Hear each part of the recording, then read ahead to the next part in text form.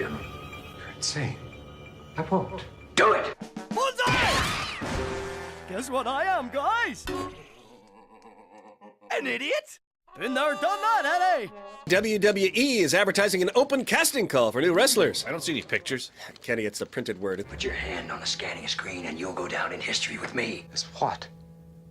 The world's greatest mass murderers? You cowardly bastard! Oh, like this, Jimmy. Hoi, hoi, hoi! Pardon me? What do you get when you mix yellow and red? Bladder infection? I was thinking more of a good matchup, and look at that! There's some excellent jerking going on down there, Ken! We have a diplomatic solution. Mr. Vice President, Mr. Secretary, the missiles are flying. Hallelujah. Welcome back to the show. I'm your returning champion, Jakuzuna, and this is my coach, Skull Raiden. If I were your coach, I'd shoot myself. We're reviewing Rowdy Sumo wrestler Matsutaro, a show about a Japanese manlet trying to date Sayaka from Reiko, an attractive woman who occasionally has to deal with Matsutaro whenever he throws a temper tantrum. The show follows Matsutaro, a 20-something loser who has amounted to nothing. Our hero, if you can call him that, has a reputation for causing trouble by being the most disgusting, unlikable person in the entire region.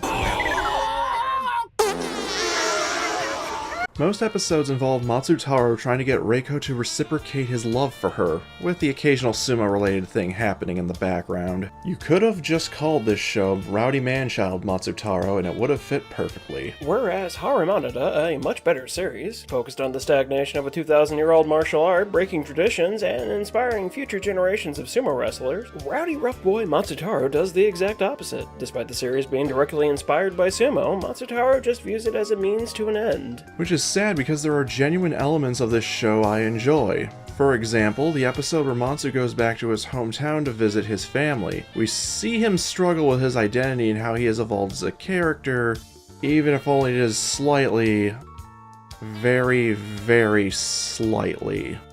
But the episode right after has him go back to being a chump, forgoing what little character development was had in favor of more of his antics. The show can't pick a lane and it infuriates me to no end.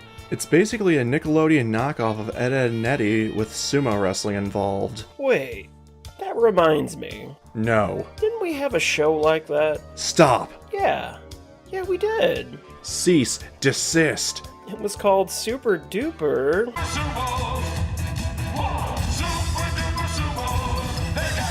Man, the early 2000s were wacky. I hate you. I hate you. When Rowdy Sumo Matsutaro isn't being forced to do something like cook, clean, train, get up early, not bully people, and generally be a respectful person, he's usually trying to scam people into giving him something. With his Ed-level strength, he can overpower just about anybody. Except for sumo wrestlers, apparently. In order to continue his conquest of Reiko, unrestrained bully boy Matsutaro agrees to join Raijin's stable. During his stay, Inokawa, the only cool person in this show, attempts to train him. But as Borsalino Wolverine tries to whip Kima into shape, the show, realizing it's about ungovernable ruffian Matsutaro, forces Reiko to go on a date with him.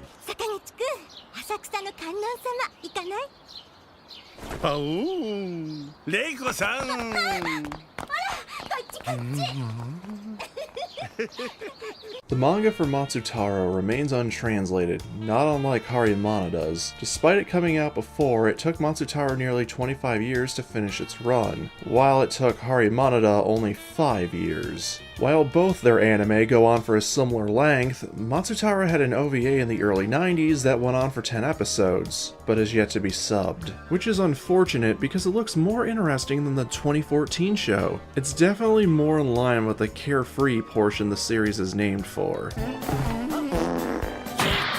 Pugnacious brawler Matsutaro schemes. He cheats, and he eats your food. If you don't hate him before, this show will make you. Almost every episode begins with the narrator roasting him.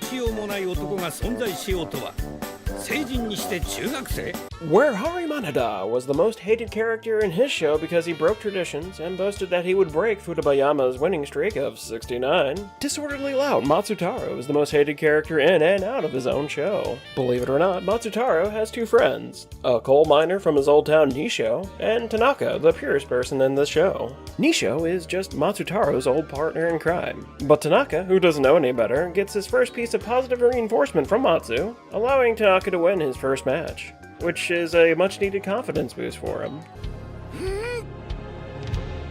We might as well spoil it for you, but on the off chance someone wanted to watch it, leave now. The show ultimately ends with Matsutaro trying to guilt-trip Reiko into loving him. He gets jumped on the way back to his home by his fellow stablemates. This makes him late for his next match. While Matsutaro eventually does show up for his bout with Kondo, because of his injuries, he has trouble with his opponent for the first time since this show started. Reiko shows up to cheer for Matsutaro, giving him a morale boost, but thankfully her mother intervenes, makes Reiko see reason, and drags her out of the stadium. Matsu sees this and loses the will to continue his match, finally succumbing to his injuries and passing out. When he regains consciousness, he's been kicked out of Raijin's stable and is on his own. The final scene is him and Tanaka walking into the sunset.